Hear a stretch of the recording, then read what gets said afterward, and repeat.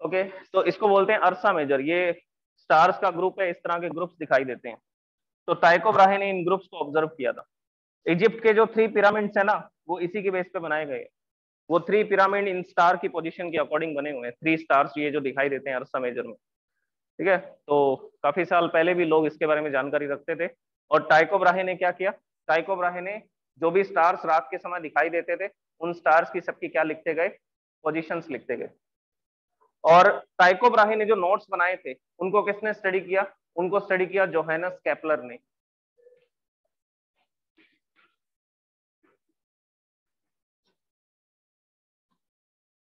उसको स्टडी किया किसने, जोहानस केपलर ने। फिर जोहानस केपलर ने 3 लॉज ऑफ प्लैनेटरी मोशन लिखे थे, कि जो प्लैनेट्स हैं वो सन के चारों तरफ मोशन करते हैं, तो उनके क्या क्या रूल्स होते हैं, वो कैसे मूव करते हैं, सर्कुलर पाथ में मूव करते हैं या इलिप्टिकल पाथ में मूव करते हैं, किस तरह का उनका पाथ होता है, और वो कितनी डिस्टेंस ट्रेवल करते हैं, कितने टाइम में उनका रिवोल्यूशन कंप्लीट होता है। तो ये सारी कैलकुलेशंस किसने करके बताई, जोहानस केपलर ने करके बताई। अब केपलर के बाद आए न्यूटन। न्यूटन ने फिर ग्रेविटेशनल लॉ को लिखा। न्यूटन ने फिर ये बताया कि जो ऑब्जेक्ट्स होते हैं वो कितना फोर्स अप्लाई करेंगे, जो ऑब्जेक्ट होते हैं वो कितना फोर्स अप्लाई करेंगे। बेसिकली ग्रेविटेशनल फोर्स किस कारण से है, ग्रेविटेशनल फोर्स का रीजन क्या है, रीजन है मास। जिस भी ऑब्जेक्ट के पास मास होगा, वो किसी दूसरे ऑब्जेक्ट पर क्या लगा सकता है, अट्रैक्शन फोर्स अप्लाई कर सकता है। उसी अट्रैक्शन फोर्स को क्या बोलते हैं, ग्रेविटेशनल फोर्स। जैसे ये ऑब्जेक्ट है, इसके पास कुछ मास है, ये 10-15 ग्राम का है। ये भी ऑब्जेक्ट है, इसके पास भी मास है। तो जब मैं इनको ऐसा रखता हूं, तो ये दोनों एक दूसरे पर अट्रैक्शन फोर्स लगा रहे हैं। लेकिन वो अट्रैक्शन फोर्स इतना कम है कि इतने कम फोर्स की वजह से वो एक दूसरे की तरफ क्या नहीं कर सकते, मूव नहीं कर सकते। तो आपको कोई इफेक्ट नहीं दिखाई देता। इफेक्ट कब दिखेगा, इफेक्ट कब दिखेगा, जब ऑब्जेक्ट लार्जर ऑब्जेक्ट होगा, बड़ा ऑब्जेक्ट होगा। जैसे कि अर्थ, अर्थ का जो मास है वो काफी ज्यादा है। तो इतना ज्यादा जब मास होता है, तब ग्रेविटेशनल फोर्स के इफेक्ट आपको दिखाई देते हैं। तो अभी आसपास, आपके आसपास या आपके आपकी बॉडी में भी मास है, तो बेसिकली आप भी क्या कर रहे हो, दूसरे ऑब्जेक्ट्स पर सब जगह पर क्या अप्लाई कर रहे हो, ग्रेविटेशनल फोर्स को अप्लाई कर रहे हो। तो ग्रेविटेशनल फोर्स का रीजन क्या है, ग्रेविटेशनल फोर्स का रीजन क्या है, mass. It is the force which is exerted because of the mass of the object.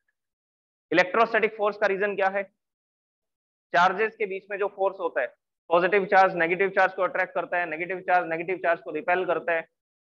तो similar charges attract, similar charges repel करते हैं, और अपोजिट चार्जेस क्या करते हैं, अट्रैक्ट ईच अदर। ये पढ़ी होगी आपने स्टेटमेंट।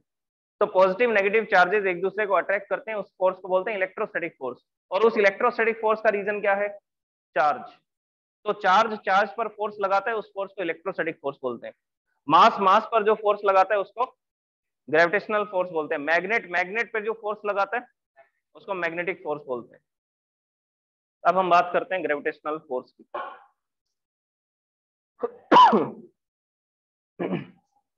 इसकी डेफिनेशन लिखते हैं सबसे पहले, ग्रेविटेशनल फोर्स क्या होता है। फिर हम बात करेंगे ग्रेविटेशनल फोर्स ऑफ अर्थ के बारे में।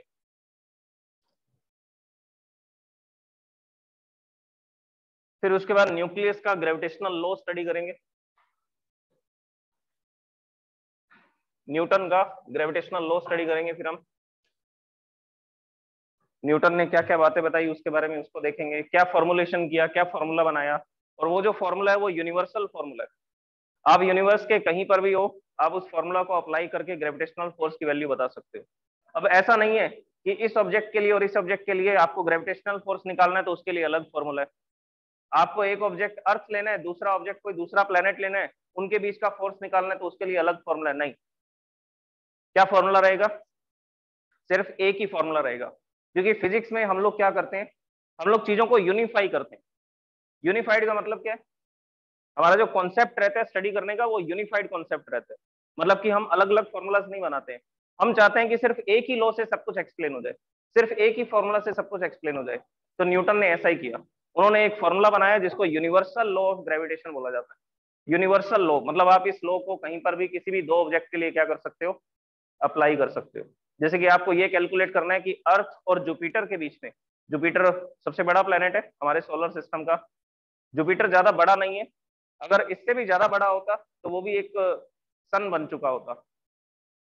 ठीक है, जुपिटर जो है वो, उसका मास ज्यादा नहीं था, इस वजह से वो कैसा रह गया, वो प्लेनेट ही रह गया। वो बना किससे हुआ है, हाइड्रोजन से। गैसियस प्लेनेट है क्या जुपिटर? जुपिटर में कोई सरफेस नहीं है। जुपिटर कैसा प्लेनेट है? गैसियस प्लेनेट है। टेरेस्ट्रियल प्लेनेट कौन कौन से? फर्स्ट प्लेनेट कौन से? फर्स्ट प्लेनेट मरकरी, वीनस और अर्थ, फिर मार्स। तो ये जो 4 प्लेनेट है ये टेरेस्ट्रियल प्लेनेट्स है। ये जो 4 प्लेनेट है ये कैसे हैं? टेरेस्ट्रियल प्लेनेट है, मतलब कि इस पर आपको लैंड मिलेगी, जमीन मिलेगी, सरफेस मिलेगी, आप लैंडिंग कर सकते हो इस पे। जुपिटर हो गया, सैटर्न हो गया, यूरेनस हो गया, नेपच्यून हो गया, ये सारे कैसे प्लेनेट है? ये सारे गैसियस प्लेनेट है, गैसेज है। सबसे पहला टॉपिक लिखते हैं ग्रेविटेशनल फोर्स।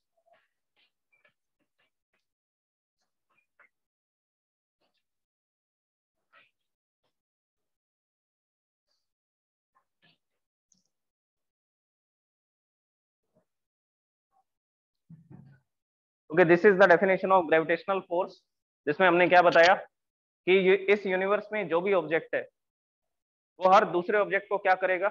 अट्रैक्ट करेगा, उस पर फोर्स लगाएगा, और उस फोर्स को क्या बोलते हैं? ग्रेविटेशनल फोर्स बोलते हैं। और ग्रेविटेशनल फोर्स कैसा होता है? इसका नेचर क्या है? ऑलवेज अट्रैक्टिव, हमेशा अट्रैक्शन फोर्स है। मैग्नेटिक फोर्स फोर्स रिपल्सिव भी हो सकता है क्या? नॉर्थ के सामने नॉर्थ रखते हैं मैग्नेट का, तो वो एक दूसरे से दूर भी जाते हैं क्या? तो मैग्नेटिक फोर्स रिपल्सिव हो सकता है। और इलेक्ट्रोस्टैटिक फोर्स भी रिपल्सिव हो सकता है। पॉजिटिव और पॉजिटिव चार्ज को अगर आप रखेंगे तो वो दोनों एक दूसरे को रिपेल करेंगे, लेकिन अगर प्लस के सामने आप माइनस चार्ज रखोगे तो वो एक दूसरे को अट्रैक्ट करेंगे। तो इलेक्ट्रोस्टैटिक फोर्स अट्रैक्टिव रिपल्सिव दोनों है, मैग्नेटिक फोर्स अट्रैक्टिव रिपल्सिव दोनों है, लेकिन ग्रेविटेशनल फोर्स क्या है? ये सिर्फ अट्रैक्टिव फोर्स है। और कैसा फोर्स है? ये सेंट्रल फोर्स है। सेंट्रल फोर्स का मतलब है ये सेंटर टू सेंटर काम करेगा। जैसे आप कोई भी ऑब्जेक्ट कंसीडर करते हैं, ये फर्स्ट ऑब्जेक्ट है, ये इसका सेंटर है, ये दूसरा ऑब्जेक्ट है, ये इसका सेंटर है, तो इन दोनों सेंटर को आप लोग क्या करोगे? ज्वाइन करोगे। तो सेंटर्स को जो मिलाने वाले ये जो हमने लाइन ज्वाइन की है, इसी पर क्या काम करेगा? फोर्स काम करेगा। ये इसको अट्रैक्ट कर रहा होगा, ये इसको अट्रैक्ट कर रहा होगा, और इस स्ट्रेट लाइन पर दोनों अट्रैक्शन फोर्सेज होंगे। और यहाँ पर एक्शन रिएक्शन लॉ अभी होगा क्या? तो आंसर है यस। पहला ऑब्जेक्ट दूसरे ऑब्जेक्ट पर जितना फोर्स लगा रहा होगा, दूसरा ऑब्जेक्ट पहले ऑब्जेक्ट पर भी उतना ही फोर्स लगाएगा। यहाँ पर भी कौन सी लॉ ओबे होगी? ग्रेविटेशनल फोर्स कौन सी लॉ को ओबे करता है? एक्शन रिएक्शन लॉ को। Newton third law of motion पढ़ रखी है सबने? Action reaction law, Newton third law of motion, ये उसको ओबे करता है।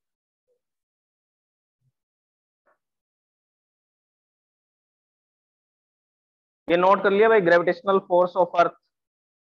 देखिए इसकी डेफिनेशन में क्या है? The force with which the earth तो लिखा ही नहीं, the earth attracts every other object towards it. ऐसा फोर्स जो क्या लगा रही है, जो कौन अप्लाई कर रहा है? जो अर्थ एक्सर्ट कर रही है किसी भी दूसरे ऑब्जेक्ट पे, उस फोर्स को क्या बोलते हैं हम लोग? ग्रेविटेशनल फोर्स ऑफ अर्थ, या क्या बोल सकते हैं? ग्रेविटी ऑफ अर्थ भी बोल सकते हैं। अच्छा, इसके एग्जाम्पल क्या है? इसके एग्जाम्पल्स क्या हैं ग्रेविटी ऑफ अर्थ के? आपको ये इफेक्ट कहां पर दिख रहा होगा?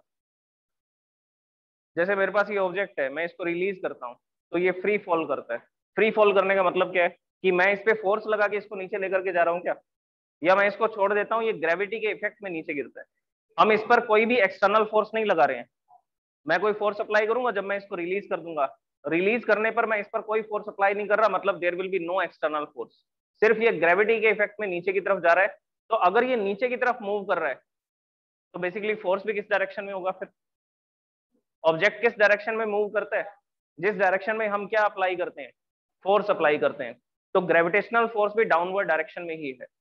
तो ये इसका एग्जांपल है कि हम किसी भी ऑब्जेक्ट को जब रिलीज करते हैं तो वो हमेशा अर्थ की तरफ ही गिरता है। This is due to the gravitational force of earth. और कोई एग्जांपल? प्लैनेट्स का मोशन अभी डिस्कस कर रहे थे हम लोग, हेलियोसेंट्रिक मॉडल। सन सेंटर में है और प्लैनेट्स क्या कर रहे हैं? सर्कुलर मोशन कर रहे हैं। फर्स्ट चैप्टर में हमने सर्कुलर मोशन पढ़ा था क्या? मोशन चैप्टर में सर्कुलर मोशन के लिए कौन सा फोर्स नेसेसरी है? Centripetal force. जो क्या करेगा? जो ऑब्जेक्ट के मोशन की डायरेक्शन को कंटिन्यूअसली चेंज करेगा। ऑब्जेक्ट यहां पर है तो इसको सेंटर की तरफ खींचा जाएगा, जिसकी वजह से इसकी डायरेक्शन ये हो जाएगी। जब ऑब्जेक्ट यहाँ आएगा तो ये डायरेक्शन हो जाएगी, यहाँ आएगा तो ये तो हर एक इंस्टेंट पे इसकी डायरेक्शन चेंज हो रही है। क्यों चेंज हो रही है? क्योंकि इसको हमेशा सेंटर की तरफ खींचा जा रहा है, और उस फोर्स को क्या बोलते हैं? Centripetal force. तो ये सन है, इसके चारों तरफ ये प्लेनेट रिवॉल्व कर रहा है। ये क्यों रिवॉल्व कर रहा है? क्योंकि ये जो सन है वो इस प्लेनेट के ऊपर क्या लगा रहा है? ग्रेविटेशनल फोर्स अप्लाई कर रहा है, और उसी ग्रेविटेशनल फोर्स की वजह से ये प्लेनेट इस सर्कुलर पाथ में फंसा हुआ है। और जिस दिन ये ग्रेविटेशनल फोर्स लगना बंद हो गया, कैसा चला जाएगा प्लेनेट? मान लो इस जगह पर था जब वो ग्रेविटेशनल फोर्स लगना बंद हो गया, ग्रेविटेशनल फोर्स खत्म, ये प्लेनेट कैसा मूव करेगा? फिर स्ट्रेट लाइन मूव करेगा। तो प्लैनेट्स का जो मोशन हो रहा है, रिवोल्यूशन हो रहा है, वो भी किस कारण से हो रहा है? एक सेंट्रीपिटल फोर्स के कारण से हो रहा है। और वो सेंट्रीपिटल फोर्स का रीजन क्या है? Gravitational force. जो सन है वो प्लैनेट्स के ऊपर ग्रेविटेशनल फोर्स लगा रहा है, उनको हमेशा अपनी तरफ खींच रहा है, और इसी वजह से वो कैसा मोशन कर रहे हैं? सर्कुलर मोशन कर रहे हैं। और कोई एग्जांपल ग्रेविटेशनल?